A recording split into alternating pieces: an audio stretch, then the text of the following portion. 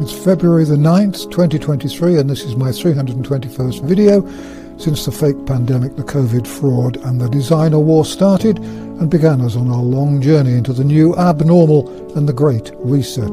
This is, I believe, the most important video you'll ever watch because it shows without any reasonable doubt that Joe Biden, the American president, accelerated the designer war between Russia and Ukraine, which has now become World War III, with America, the EU and the UK supplying tanks to attack Russians, and a German minister admitting that we are at war with Russia. Moreover, America, the EU and the UK are deliberately pushing us remorselessly towards the world's first and probably last nuclear war. Your life depends on knowing what I'm going to tell you and on doing something about it, sharing the video with everyone you know and demanding that your government resign. Everyone who has supported the war in Ukraine with money, flags, badges and so on has been helping to lead us into a nuclear war.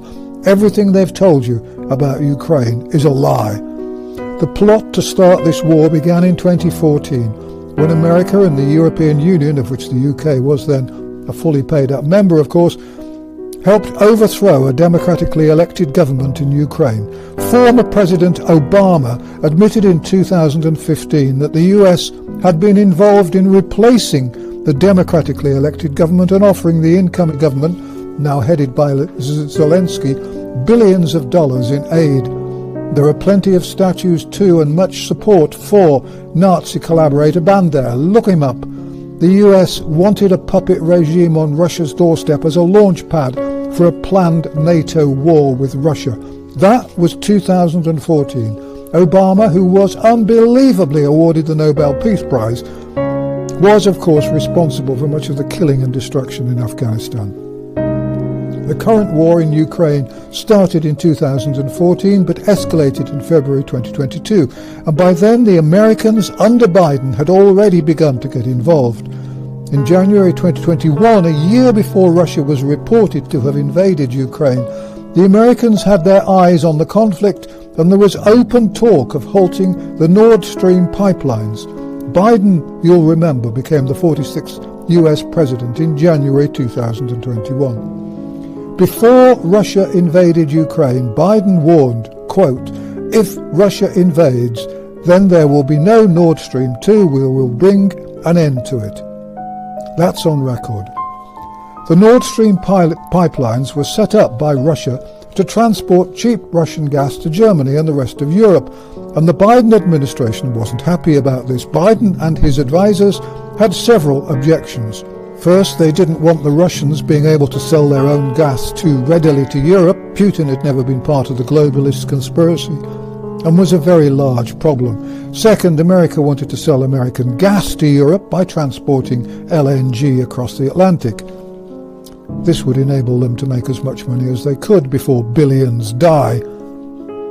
Third, Biden and company knew that if they could pretend that the Russians had blown up their own pipeline out of spite and in response to the sanctions brought against Russia, the Europeans in particular would blame their high fuel prices on Russia and support intervention in the war in Ukraine.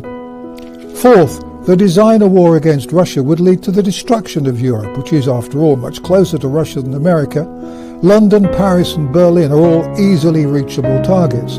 This was all part of the plan to reduce the global population. And so, according to a report by renowned Pulitzer Prize-winning 85-year-old Seymour Hersh, the greatest ever American investigative journalist and the man who broke the stories of the My Lai massacre in Vietnam and the events in Abu Ghraib in Iraq, Biden decided that he would blow up the pipeline and set up a task force with the CIA in early 2020 to plan this.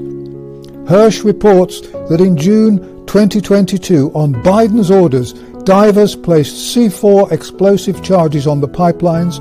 This was done in great secrecy, and everything possible was done to keep it all very secret. The bombs were planted under cover of a military exercise in that month. The Norwegians who helped with the mission knew that they'd be able to sell their gas to Europe too.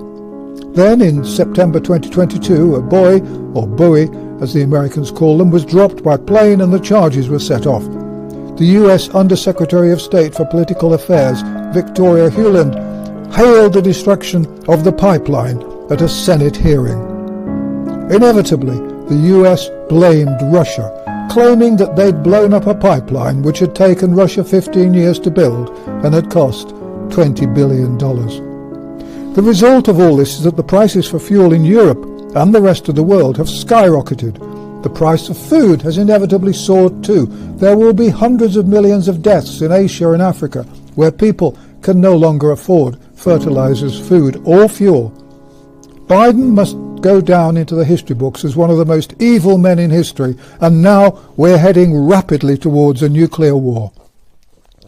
Under Sunak's alleged leadership, Britain, pretty well bankrupt and at the start of a major recession, is talking about supplying jet fighters to Ukraine on top of the billions of pounds worth of bombs and bullets already sent.